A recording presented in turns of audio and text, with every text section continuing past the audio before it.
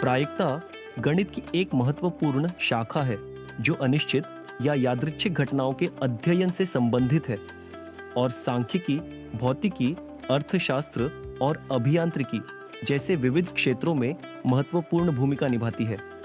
यह विषय प्रायिकताओं की गणना और व्यावहारिक परिस्थितियों में उनके अनुप्रयोग को समझने के लिए आवश्यक मूलभूत अवधारणाओं का परिचय देता है। एक प्रमुख अवधारणा समुच्चय सिद्धांत है, जो नमूना क्षेत्रों, उपसमुच्चयों और समुच्चयों के बीच संक्रियाओं जैसे संघ, प्रतिच्छेदन और अंतर को परिभाषित करने और उनके साथ कार्य करने का आधार स्थापित करता है।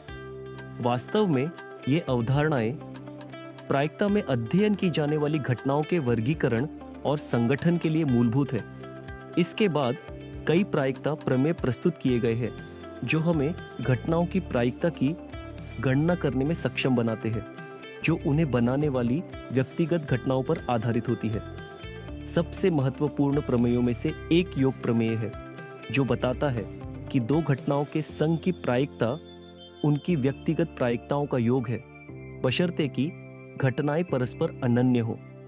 इसके अतिरिक्त गुणन प्रमेय का उपयोग दो घटनाओं के एक साथ घटित होने की प्रायिकता की गणना करने के लिए किया जाता है, यह मानते हुए कि ये घटनाएं स्वतंत्र है। प्रायिकता के अध्ययन के दौरान व्यक्ति अनिश्चितता को प्रबंधित करने और उपलब्ध जानकारी के आधार पर पूर्वानुमान लगाने के लिए आवश्यक उपकरण और विधियां सीखता है। संक्षेप में, यह न केवल संयोग के खेलों के लिए उपयोगी है, बल्कि जोखिम विश्लेषण, सूचित निर्णय लेने और रोजमर्रा की जिंदगी में यादृच्छिक घटनाओं के मॉडलिंग में भी इसके व्यावहारिक अनुप्रयोग है।